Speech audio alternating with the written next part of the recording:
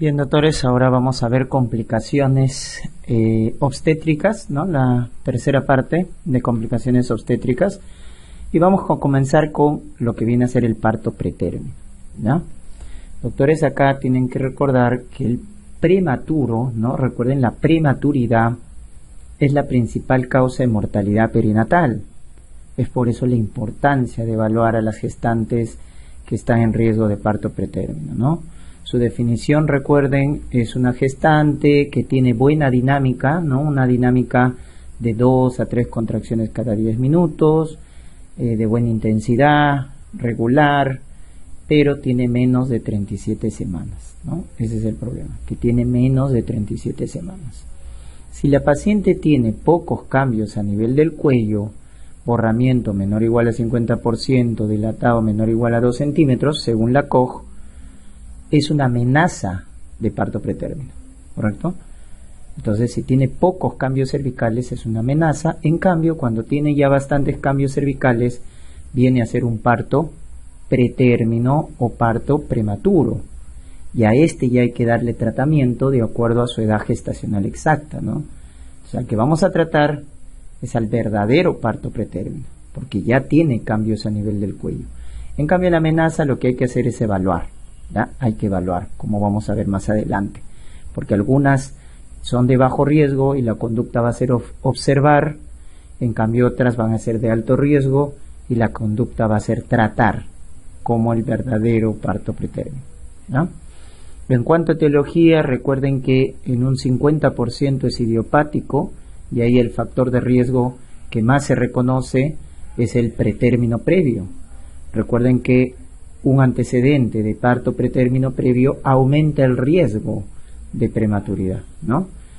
También lo que viene a ser la ruptura prematura de membranas, ya que cuando las membranas se rompen, chicos, dentro de las 24, 48 horas, en la mayoría de los casos, se desencadena trabajo de parto, ¿no? Máximo a los 7 días.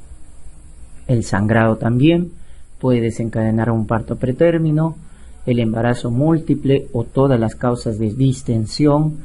Doctores, mientras más se distiende el útero, llega un momento en el cual ya el útero por sobredistensión empieza a contraerse, ¿correcto? Como un mecanismo reflejo, ¿no? A la distensión máxima. Y eso va a desencadenar un parto pretérmino. Por eso la principal complicación de la gestación múltiple es la prematuridad, ¿no es cierto? Porque hay sobredistensión, polidramnios, macrosomía, mioma, ¿no? ¿Qué mioma distiende el útero? El mioma subseroso. O sea, el mioma subseroso, al distender el útero, se complica con parto pretérmino. Recuerden ese dato. Y también está asociado a las infecciones. Es un factor de riesgo frecuente que se produce, ¿no? Vaginosis, corioamionitis, infección de tracto urinario también, ¿ya? Entonces, muchos partos pretérminos son desencadenados por una infección. ¿Por qué? Porque la infección va a desencadenar una inflamación a nivel de la decidua. Esa inflamación a nivel de la decidua va a secretar citoquinas, y esas citoquinas van a producir, por estímulo del metabolismo del ácido araquidónico, van a producir prostaglandinas, endotelina, que son uterotónicos y desencadenan trabajo de parto con cambios cervicales, ¿no? Entonces, la infección también es un factor de riesgo que te lo han preguntado, muy frecuente en lo que viene a ser tanto parto pretérmino como ruptura prematura de membranas, ¿ya? Muy bien, y la amenaza que decíamos, hay que evaluar. Estas son las dos pruebas que nos sirven para evaluar, chicos. La ecografía transvaginal, midiendo la longitud del cuello, que es una prueba muy sensible para ver las amenazas de parto pretérmino que tienen alto riesgo, y si no, la prueba específica, que es el test de fibronectina, que se mide en secreción cervical a partir de las 20 semanas, ¿no? Eso también, si está presente la fibronectina en secreción cervical, indica que la paciente es de alto riesgo, por lo tanto va a necesitar, va a requerir tratamiento, ¿no? Muy bien, entonces mediante estas dos pruebas evaluamos a la paciente. Vamos a ver un algoritmo, ¿correcto? Vamos a ver el algoritmo de parto pretérmino, ¿ya? Entonces, si ustedes tienen una gestante que tiene una buena dinámica uterina, como estamos diciendo, ¿no? Pero tiene menos de 37 semanas, entonces hay riesgo de prematuridad. Esa es la definición de parto pretérmino. Una gestante que tiene contracciones regulares, intensas, pero tiene menos de 37. Y acá nos vamos a plantear dos escenarios. Una gestante que tenga menos de 37, pero más de 34 semanas, ¿correcto? O la otra gestante que tiene menos de 34 semanas. ¿Por qué? Porque recuerden, ese número de 34 semanas marca el inicio de la madurez pulmonar. De tal manera que si la paciente tiene menos de 37, pero más de 34, o sea, está entre las 34 y 37 semanas, esa paciente es de bajo riesgo. ¿Ya, chicos? Porque acá el pulmón está maduro. Por lo tanto, ¿cuál va a ser la conducta? Nada, simplemente que progrese la labor del parto. No hacemos nada, chicos. Dejamos que progrese el parto. Esa sería la conducta. No hay que dar tocolíticos, no hay que dar corticoides. ¿Por qué? Porque el pulmón ya está maduro. Entonces dejamos que progrese el parto. No hay problema. El problema es cuando tiene menos de 34, porque acá sí hay inmadurez pulmonar y por lo tanto hay riesgo de complicaciones propias del prematuro, como membrana hialina, hemorragia intraventricular, enterocolitis necrotizante. Entonces hay que dar tratamiento. Pero como les había mencionado, no se trata a todas las pacientes. Chicos, hay que evitar el sobretratamiento. Es por eso que hacemos tacto vaginal para ver si tiene o no cambio cervical. Entonces, de acuerdo al tacto, tú vas a diferenciar una amenaza, ¿no es cierto? Es una amenaza, ¿por qué? Porque tiene pocos cambios a nivel del cuello. Dilatado menos de 2, borrado menos del 50%. O ya es un verdadero parto pretérmino, ¿no es cierto? ¿Por qué es un verdadero parto pretérmino? Porque ya tiene cambios cervicales. Ya tiene dilatación más de 2, borramiento más del 50%. Entonces, a lo que viene a ser el parto pretérmino, ya hay que darle tratamiento. ¿Por qué hay que darle tratamiento? Porque ya tiene cambios a nivel del cuello. Entonces, acá vamos a dar tratamiento, ¿correcto? Hay que dar tocolíticos, hay que dar corticoides, como vamos a ver. Pero si es una amenaza, hay que evaluar. Y la forma de evaluar, hemos dicho, el primer estudio es la ecografía transvaginal. Es la prueba sensible que nos va a evaluar el riesgo que hay en una amenaza, ¿no? Para que evolucione a un parto pretérmino. Entonces, en la ecografía medimos la longitud del cuello y si el cuello nos sale corto, ¿qué es un cuello corto? Menos de 20 milímetros, ¿no, chicos? Menos de 2 centímetros.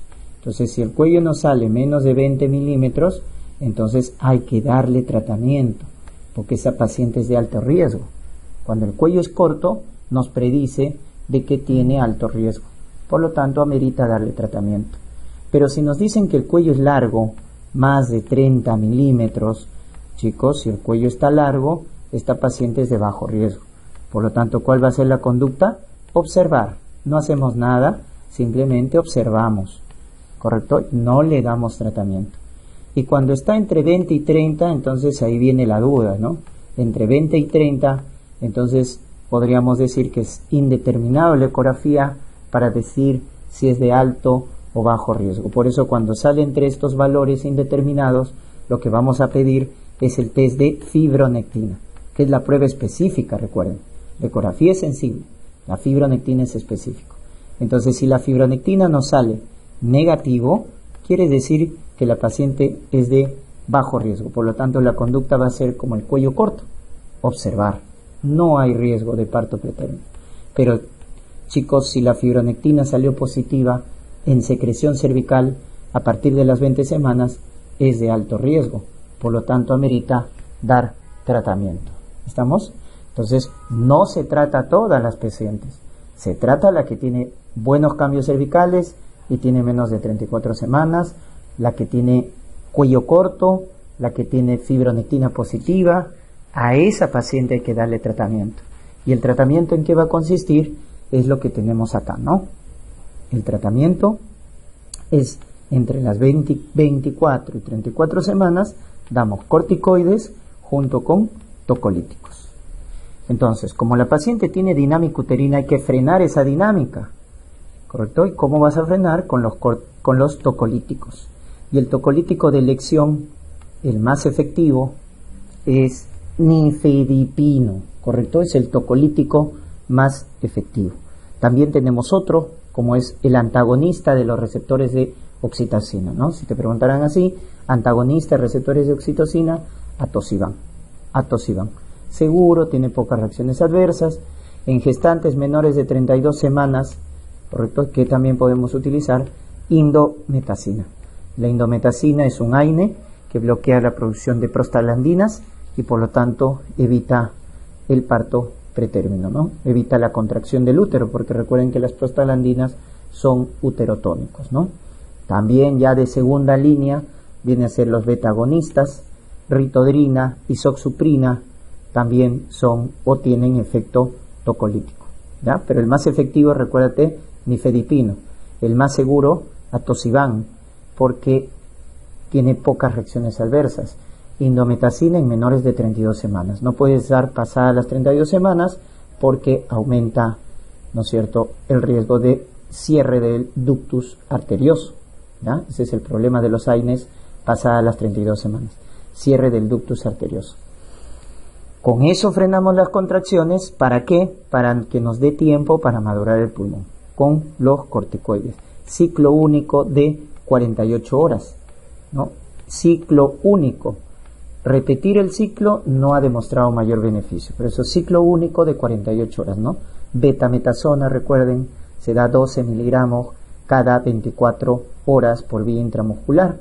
Se da 2 dosis, porque como es cada 24 horas, solo necesito 2 dosis. En cambio, Dexa es 6 miligramos cada 12 horas por vía intramuscular. Entonces, ¿cuántas dosis colocamos? Como se da cada 12 horas, es 4 dosis, ¿no? Porque es por 48 horas el ciclo. ¿Qué hacen los corticoides? Estimulan al neumocito tipo 2 para que produzca surfactante pulmonar. Eso es lo que hacen los corticoides, ¿no? Estimulan al neumocito tipo 2 para producción del surfactante pulmonar. Ese es el tratamiento. Si ya tiene ruptura de membranas, hay que darle profilaxis antibiótica, ¿no? Cuando hay ruptura de membranas asociada al parto pretérmino, hay que darle su profilaxis antibiótica mediante ampicilina, eritromicina, para evitar la infección. En gestaciones, chicos, menores de 32 semanas, hay que dar sulfato de magnesio en menores de 32 semanas. El sulfato de magnesio, chicos, ha demostrado ser neuroprotector, ¿ya? Neuroprotector, y evita lo que viene a ser la parálisis cerebral. Entonces, ¿dónde lo recomendamos? En gestantes menores de 32 semanas, ¿ya? Ahí se da el sulfato de magnesio y tiene efecto también tocolítico el sulfato de magnesio, pero lo damos principalmente como neuroprotector en gestantes menor de 32 semanas. Muy bien, entonces la medida más importante en un parto prematuro de menor de 34 semanas de alto riesgo es dar los corticoides, porque con eso, chicos, recuerden, evitamos las complicaciones propias del prematuro, ¿no? A la cabeza, la enfermedad de membrana hialina. Segundo, hemorragia intraventricular. Tercero, lo que viene a ser la enterocolitis necrotizante, ¿ya? Enterocolitis necrotizante. Muy bien. Pasamos a la otra complicación que viene a ser el embarazo prolongado.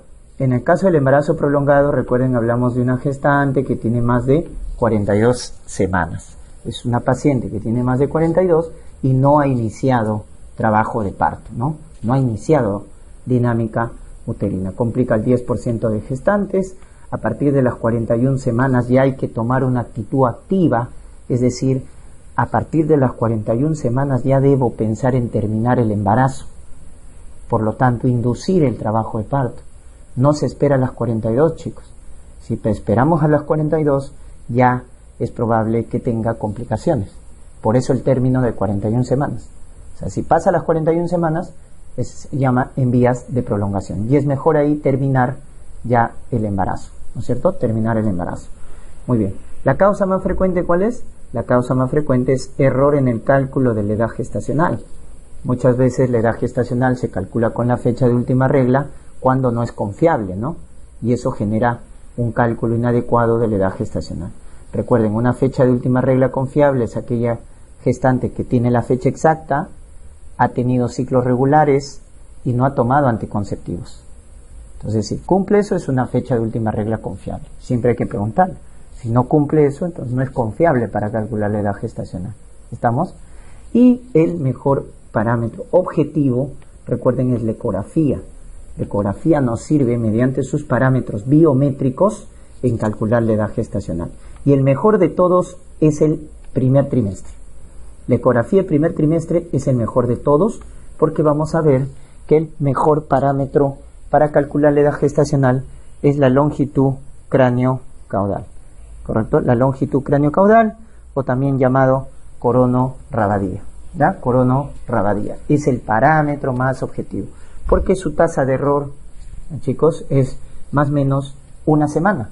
Esa es su tasa de error. Más o menos una semana. 7 días. En cambio, si la paciente viene en el segundo trimestre, este parámetro nos sirve. El diámetro biparietal.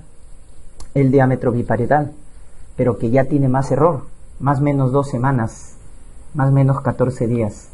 Y si viene en el último trimestre, longitud de fémur, perímetro cefálico también, y eso tiene más error. Conforme nos acerquemos al parto, hay más error. Su error es más o menos 3 semanas, o sea, 21 días. Por eso el mejor de todos, primer trimestre. Ecografía primer trimestre es el mejor, ¿ya? Midiendo la longitud cráneo-caudal o corono-rabadía. Factores de riesgo para embarazo prolongado, nuliparidad, mujer añosa, feto masculino, obesidad, ¿correcto? Y malformación. La anencefalia. Recuerden, en un feto anencefálico no hay producción de cortisol fetal y por lo tanto no se inicia el trabajo de parto, ¿no? Porque hemos visto en fisiología que no solo la oxitocina participa en el parto, sino también el cortisol, las catecolaminas, etc. ¿No? Muy bien. ¿Cuál va a ser el tratamiento? El tratamiento o el manejo del embarazo prolongado es terminar la gestación. Entonces debemos monitorizar, hacemos un monitoreo estricto materno-fetal, porque obviamente el embarazo prolongado tiene riesgo de complicaciones, ¿no? ¿Cuáles son sus complicaciones? Un feto macrosómico, ponderado fetal más de 4 kilos, oligohidramnios, ¿correcto? Un hila menos de 5 centímetros, un pozo mayor menos de 2 centímetros, hace hipoxia fetal, sufrimiento fetal como complicaciones. Entonces lo primero es evaluar, hacer una buena evaluación materno-fetal y si vemos que no hay ninguna complicación, entonces hay que inducir tranquilamente, ¿no? Hay que inducir. Por eso les decía al inicio, a partir de qué semana debemos ya pensar en terminar la gestación, a partir de qué semana debemos inducir, a partir de las 41 semanas. No a las 42 o pasadas las 42, porque ahí aumenta el riesgo de complicaciones. Entonces debemos inducir el trabajo de parto a partir de las 41 semanas. ¿No, chicos? Muy bien. Y para inducir, porque ustedes recordarán, el fármaco de elección es la oxitocina, pero previo tenemos que evaluar el cuello, ¿no es cierto? El Bishop. Entonces, mediante el Bishop voy a ver yo cómo está el cuello, si está maduro o está inmaduro. Recuerden, Bishop evalúa A de altura de presentación, B de borramiento, C de consistencia, D de dilatación del cuello y el quinto parámetro, la posición del cuello, ¿no? La posición del cuello. Familiarícense con el puntaje de Bishop, porque eso les pueden preguntar, ¿no? Entonces, por ejemplo, acá, consistencia media, posición media, eso tiene un punto, ¿no? Consistencia blanda, posición anterior, eso ya tiene 2 puntos. En la altura de presentación, cuando esté encajado, 0, menos 1, ahí tiene 2 puntos, ¿ya? 0, menos 1, ¿no? Tiene 2 puntos. Entonces, borramiento igual, dilatación, ¿no? Entonces, siempre revisen su cuadrito porque les han preguntado puntaje de Bishop, ¿ya? Puntaje de Bishop. Muy bien. Entonces, si al calcular el Bishop sale menor o igual a 6 puntos, doctores, acá el cuello está desfavorable. El cuello es inmaduro. Por lo tanto, primero debo madurar. ¿Y con qué fármaco maduro? Con misoprostol, ¿no es cierto? Misoprostol ayuda a madurar el cuello. Es el análogo de prostaglandina 1, ¿ya? Recuerden que el misoprostol es el análogo de prostaglandina 1 y la dosis es 25 microgramos cada 6 horas, según la OMS. 25 microgramos cada 6 horas, ¿correcto? Esa es la dosis de misoprostol para madurar el cuello. También podemos ayudar a madurar el cuello mediante maniobras como la maniobra de Hamilton, que es despegar las membranas solubles del cuello. Eso también ayuda a lo que viene a ser la maduración, ¿ya? Y luego, ya una vez que el cuello está maduro, damos oxitocina por vía endovenosa, bien diluido en cloruro de sodio, en infusión continua, ¿no? Damos oxitocina para inducir las contracciones. Le damos de frente oxitocina, doctores, cuando ya el cuello está maduro, cuando el cuello está más de 6, damos de frente oxitocina, porque el cuello está maduro. Entonces, damos oxitocina, rompemos membrana, eso ayuda al descenso de la cabeza, ayuda a madurar también el cuello, más, entonces la amniotomía o amniorexis también nos favorece, ¿no? Acuérdense la maniobra de Ferguson también, que es cuando se estimula a la mamá los pezones y eso aumenta la secreción de oxitocina, ¿no es cierto? De oxitocina, ¿no? Entonces, tengan presente la maduración del cuello para ver si primero doy misoprostol y luego oxitocina o de frente oxitocina. ¿Ya, chicos?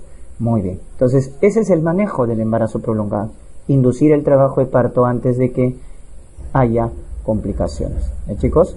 Muy bien. Si en caso les dicen que ya hay sufrimiento fetal agudo, ¿no es cierto? Porque hay bradicardia fetal, hay desaceleraciones tardías, o sea, DIP2, hay meconio espeso, ¿correcto?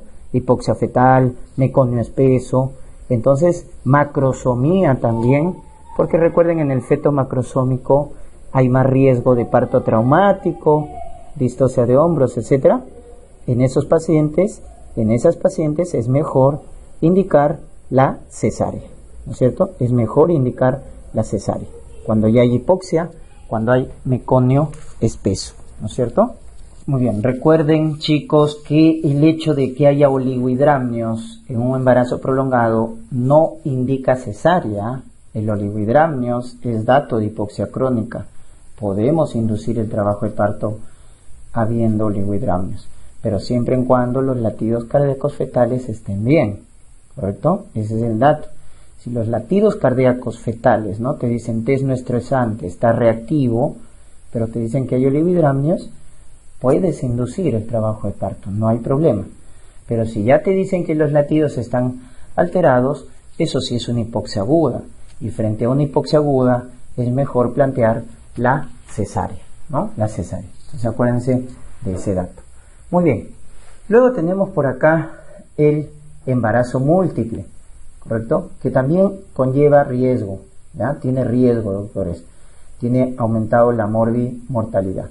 Cuando hablamos del embarazo doble, que es el más frecuente, recuerden que el bicigótico es el más frecuente de todos, ¿no? 70% de los embarazos dobles son bicigóticos, en cambio el 30% es monocigótico. Y este último es el que se complica de acuerdo en qué momento se divida. Recuerden que el monocigótico tiene varios tipos o una clasificación de acuerdo al momento en que se divida, ¿ya? Entonces recuerden que el bicigótico es el más frecuente, o sea, se fecundan dos ovocitos, se forman dos cigotos y cada uno forma su placenta, cada uno forma su bolsa amniótica, ¿ya? Recuerden que el número de placentas se llama corionicidad. Entonces el bicigótico, como cada uno forma su placenta, lo va a ser bicorial, porque va a haber dos placentas. Como cada uno forma su bolsa amniótica, biamniótico, ¿ya? Por definición el bicigótico es bicorial y biamniótico. Va a tener menos complicaciones. ¿Por qué? Porque cada uno se está desarrollando de forma independiente. En cambio el monocigótico es un huevo cigoto que de acuerdo pase el tiempo se va a dividir y mientras se divida más tarde va a compartir estructuras y es ahí donde se va a complicar. Como vamos a ver, esta es la clasificación, recuerden, del monocigótico, ¿no? El monocigótico, si se divide en el estadio de mórula, que es en los primeros 3 días, entonces va a producir esto, ¿no?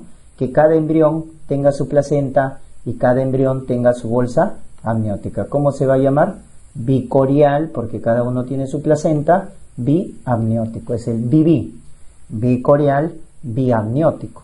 ¿Estamos?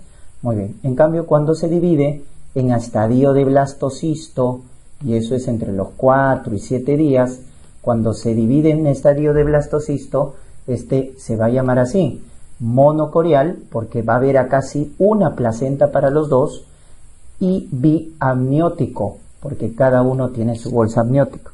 Entonces este es el llamado monobi, monocorial, biamniótico. Cuando se divide en estadio de gástrula, que es entre los 8 a 13 días, estadio de gástrula, entonces pueden ver acá que los dos embriones están dentro de la misma bolsa amniótica y dentro de la misma placenta. Por lo tanto, este es el famoso mono-mono. Monocorial, monoamniótico. Monoamniótico, miren. Entonces, conforme pasan los días, van compartiendo estructuras, ¿no?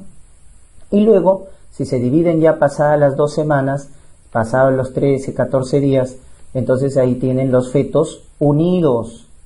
Los fetos unidos, también llamados siameses, también los llaman monstruos dobles, ¿ya? Aunque es muy despectivo ese nombre, pero también lo denominan así, ¿no? Fetos unidos, siameses, monstruos dobles, ¿no? Muy bien, entonces esa es la clasificación de acuerdo al tiempo en el que se van a dividir el embarazo doble. Entonces vamos acá a describir. De estos 4, si les preguntan el más frecuente, ¿cuál es el más frecuente? El monobi. ¿Ya? Chicos, es el monobi, es el más frecuente. El monocorial biamniótico. Si les preguntan el de mejor pronóstico, es el bibi. De los monocigóticos, el que tiene menos mortalidad es el bicorial biamniótico. ¿Porque a quién se parece? Al bicigótico, ¿no es cierto? Entonces tiene mejor pronóstico.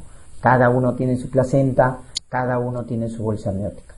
En cambio, el que más se muere es el mono-mono. Ese es el que más se muere, ¿correcto? El mono-mono, porque comparte todo. La mortalidad del mono-mono, chicos, llega al 50%. De cada 2, 1 se muere. El mono-bi, su mortalidad es 25%. También que complica. ¿Por qué? Porque está compartiendo la placenta. Y el bibi, su mortalidad llega al 10%. Es el que mejor pronóstico tiene. ¿Ya? Entonces, el que más vive, viví. Acuérdate, el que más vive, viví. El que más muere, el mono-mono. ¿No es cierto? El mono-mono. Y el más frecuente, el mono-bi. El mono-bi. ¿Ya? Es por ello, chicos, que es muy importante determinar desde el primer trimestre, mediante la ecografía, es muy importante determinar el número de placentas. Entonces, en un embarazo doble, en el primer trimestre, deberíamos determinar si es bicorial o monocorial, porque eso va a determinar el pronóstico. Entonces, miren, acá tienen 2 embriones, cada uno con su placenta, y se forma este signo ecográfico, que lo vamos a ver en el primer trimestre, el signo de lambda, ¿ya? Chicos, cuando les digan signo de lambda en un embarazo doble, ¿qué significa? Que es bicorial, cada uno tiene su placenta. En cambio, cuando ven por acá el signo de la T invertida, eso es mal pronóstico, porque el de la T invertida significa monocorial, o sea, una placenta. Y este es el que más se va a complicar. El que comparte la placenta es el que más se va a complicar. Va a dar la mayoría de las complicaciones que tienen alta tasa de mortalidad, como vamos a ver en un embarazo doble, ¿ya? Entonces el de mal pronóstico es el doble monocorial. ¿Cuál es la presentación más frecuente en el embarazo doble? Que los dos estén cefálicos, 60%. El 60% en su presentación los dos cefálicos, ¿no? Luego está el podálico cefálico o los dos podálicos, que ya es más raro. Lo más frecuente es que los dos estén cefálicos. Chicos, si nos preguntaran la complicación más frecuente, recuerden que la complicación más frecuente en un embarazo múltiple es la prematuridad. Esa es la complicación más frecuente. Ahora, si te preguntan cuál es la complicación más frecuente del monocorial, ¿te acuerdas el monocorial? El más frecuente, ¿no? El monobi. Monocorial biamniótico, ese es el más frecuente.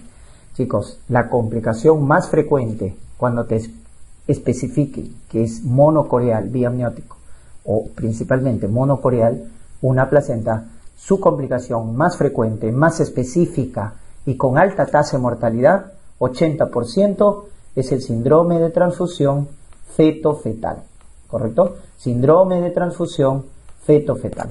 Es la complicación más frecuente, más específica y con una mortalidad del 80% en el caso de el embarazo monocorial biamniótico. Se llama síndrome de transfusión feto-fetal, ¿correcto? Que se produce por anastomosis arteriovenosas profundas. Estas anastomosis arteriovenosas profundas, chicos, se producen a las 13 semanas. A las 13 semanas, en el embarazo monocorial, se desarrollan anastomosis arteriovenosas profundas, de tal manera que va a haber intercambio de sangre entre los dos productos. Un feto va a ser el donante y el otro feto va a ser el receptor, de tal manera que se va a producir esta alteración en el crecimiento, ¿no? Como pueden ver, el donante crece poco, hace un RCU, y el receptor, como está recibiendo sangre, hace una hipervolemia y eso produce falla cardíaca por la congestión y genera un hidros fetal. Entonces un feto es pequeño, RCU, y el otro es grande, hidros fetal. Va a haber una diferencia de peso. Esa es una de las clínicas del síndrome de transfusión feto-fetal, que genera crecimiento discordante. Crecimiento discordante. ¿Y cómo se define un crecimiento discordante? Cuando el ponderado fetal entre ambos productos es más del 20%. Se diferencian en más del 20%, o la circunferencia abdominal en ambos se diferencian más de 20 milímetros. Así se define un crecimiento discordante. ¿Estamos? Muy bien. Otra clínica también es que el feto donante tiene oligohidramnios y el feto receptor va a tener polidramnios, ¿correcto? Esa es la secuencia oligo-poli. Oligo-poli. Entonces, cuando te digan en un embarazo monocorial, un feto es pequeño y el otro grande, un feto tiene oligo y el otro poli, que debes descartar, síndrome de transfusión feto-fetal, ¿ya? Que tiene alta tasa de mortalidad, como les he mencionado. Entonces, chicos, cuando ustedes descubran que el embarazo es monocorial, debes estar atento a esta complicación, que tiene alta tasa de mortalidad. Por eso la Sociedad Americana de Ginecobstetricia recomienda una ecografía seriada, semanal, a partir de las 16 semanas en el embarazo monocorial. Esa es la conducta. Entonces, si tú determinas con ecografía de primer trimestre que es monocorial, porque has visto tu signo de la T invertida, ¿no es cierto?, ¿qué recomiendas? Ecografía seriada a partir de la semana 16. En el bicorial no pasa eso, porque el bicorial no hace esta complicación, ¿correcto? No hace esta complicación. ¿Cómo se evalúa el pronóstico del síndrome de transfusión feto-fetal? Doctores, el pronóstico se evalúa con los llamados estadios de Quintero, ¿ya? Estadios de Quintero, así se llama, para el embarazo monocorial que se complica con el síndrome de transfusión feto-fetal. El estadio 1 es la secuencia oligohidramnios, polidramnios. Ese es el estadio 1. Buen pronóstico. Estadio 2 es cuando ya te dicen que no se ve ausencia de vejiga en uno de los productos. Ausencia de vejiga, ¿correcto? Estadio 3 es cuando ya tiene alteración en el Doppler, o sea, ya tiene alteración hemodinámica, alteración en el Doppler. Estadio 4 es cuando uno de los productos ya tiene hidros fetal. ¿Ven, chicos? Hidros fetal. Entonces, si uno de ellos ya hace hidros, estadio 4. Y 5 es cuando uno o los dos se mueren. Si uno o los dos se mueren, entonces óbito fetal. Estadio 5. Esos son los estadios de Quintero, ¿ya? En el 1, como tiene buen pronóstico, la conducta es expectante. Hay que observar, hay que vigilar, hay que controlar. Se opera, porque ese es el mejor tratamiento del síndrome de transfusión feto-fetal, hay que operar, doctores, ¿ya? Operar. La cirugía se llama fetoscopía con ablación con láser de las anastomosis. Esa es la cirugía, fetoscopía con ablación con láser de las anastomosis, y se indica en el estadio 2, en el estadio 3 y en el estadio 4. Esa cirugía se debería hacer entre la semana 18 y la semana 26. Ahí se debe operar, ¿correcto? Ahí debemos operar el síndrome de transfusión feto-fetal y eso va a mejorar el pronóstico de la paciente.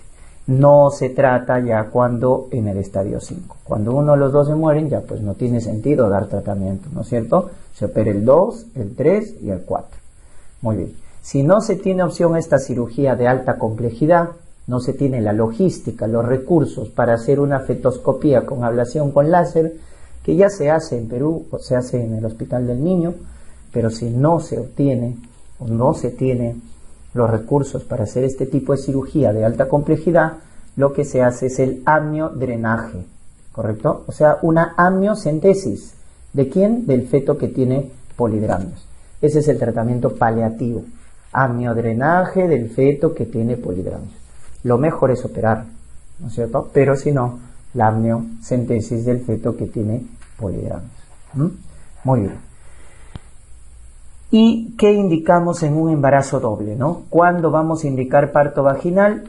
Chicos, se indica parto vaginal cuando el primero está cefálico, siempre. El primero tiene que estar cefálico en un embarazo doble para indicar parto vaginal. ¿Es necesario que los dos estén cefálicos para el parto vaginal? Sí, pero cuando tiene menos de 32 semanas. ¿Ya? Menos de 32 semanas. Porque si la gestante tiene más de 32 semanas, solo se requiere que el primero esté cefálico para darle opción al parto vaginal. Y alguien me preguntará, doctor, si el primero está cefálico en una gestante, por ejemplo, de 35 semanas, el primero está cefálico y el segundo transverso. Entonces, el primero está cefálico, le doy chance vaginal, sale el primero sin problemas y el segundo, ¿qué pasa? Como está transverso, podálico, lo que hay que hacer es una versión cefálica externa. Entonces se hace la versión cefálica externa, no la interna, la externa, y se indica el parto vaginal, ¿correcto? No vayan a pensar que el primero sale por parto vaginal y al segundo por cesárea, ¿verdad? No, eso no se hace. ¿Por qué? Porque mientras más demores en sacar al segundo producto, hay más riesgo de hipoxia, desprendimiento de placenta, o sea, la complicación es mayor. Entonces, o lo sacas por vía vaginal o lo sacas a los dos por cesárea.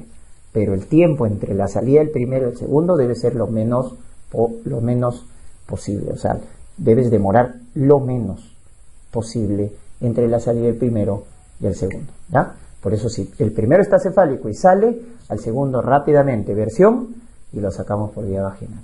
¿Correcto? Ya está. Ese concepto debe estar claro. ¿Ya? ¿Cuándo indicamos cesárea? Ya, pues cesárea cuando el primero está no cefálico. Así te dicen que el primero está no cefálico, ni hablar.